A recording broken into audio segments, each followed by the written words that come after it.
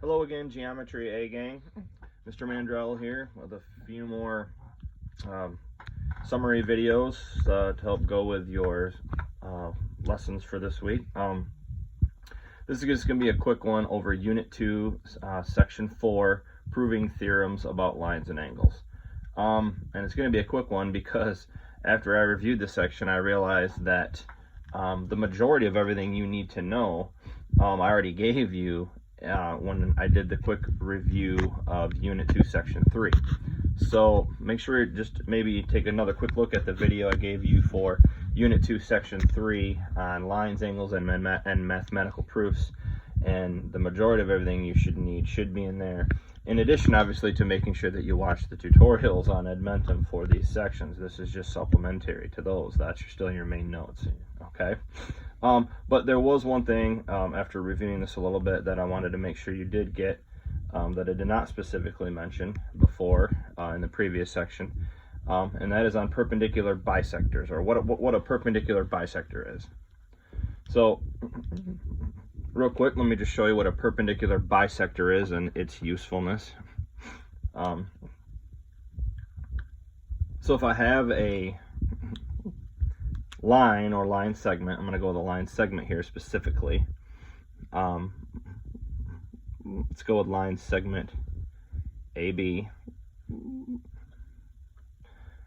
Okay. So I have a line segment AB, and I'm going to choose point M here to stand for the midpoint of the line segment. Okay. And we already had definition of a midpoint in the previous notes and so on and so forth. All right, what is a perpendicular bisector? A perpendicular bisector is a line that bisects another line or line segment. Bisect meaning that it cuts through its midpoint. Okay, so bisect means bisectional, or cut into two sections, and bisector meaning two equal sections. Okay, so that line is going to the perpendicular bisector line I'm going to draw is going to cut through point M. So it's going to cut through the blue line at point M, which is obviously its midpoint, and it's also going to make sure that it cuts through it at a perpendicular angle, or a 90-degree angle, making these two lines perpendicular lines, a pair of perpendicular lines. Okay, so if I draw my perpendicular, the red line here is going to be the perpendicular bisector. Okay, and we'll make this a line segment as well. We'll go with line X segment XY.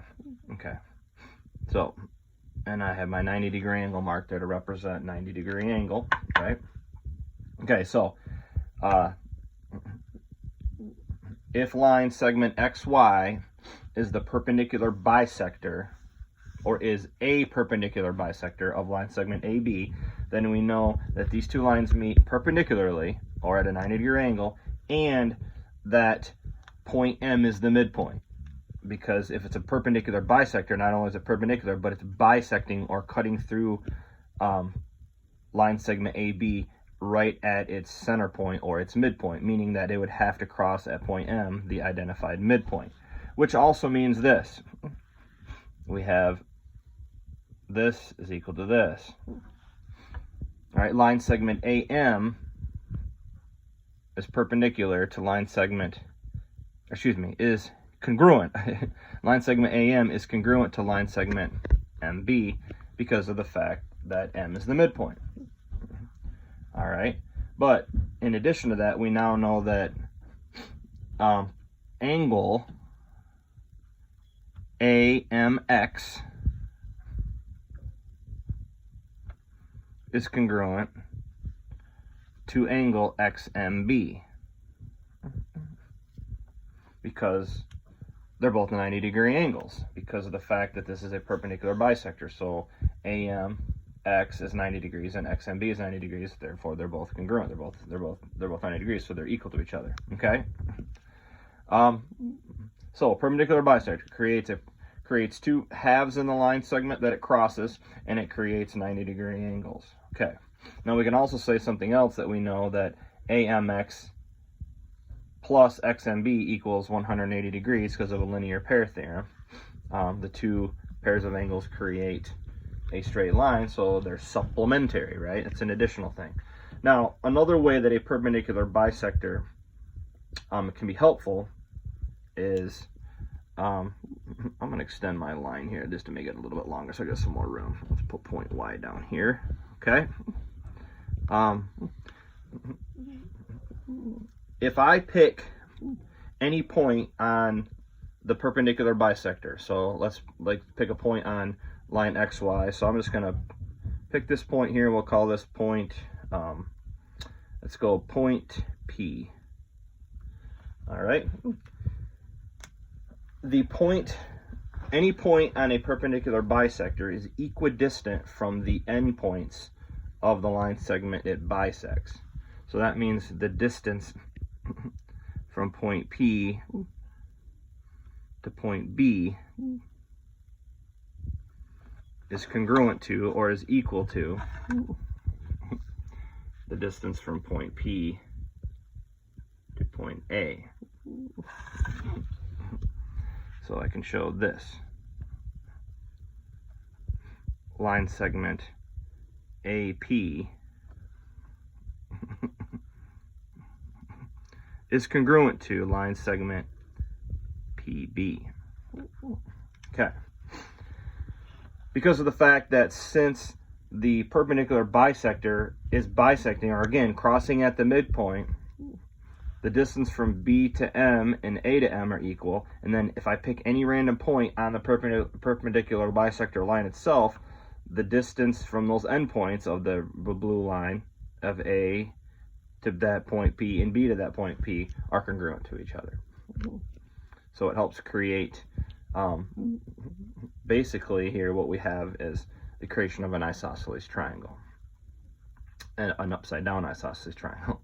The definition of an isosceles triangle is a triangle that has two congruent sides and then a base. All right, so it's kind of upside down, but the base here of the isosceles triangle would be the big long blue side, and then I have my sides, the two congruent sides of the isosceles triangle here, AP and BP. Okay, so triangle ABP is an isosceles triangle created by a perpendicular bisector. All right, so that is another piece of information that I know just by looking back at some of the stuff that they're talking about in section 4 in unit 2 will be helpful.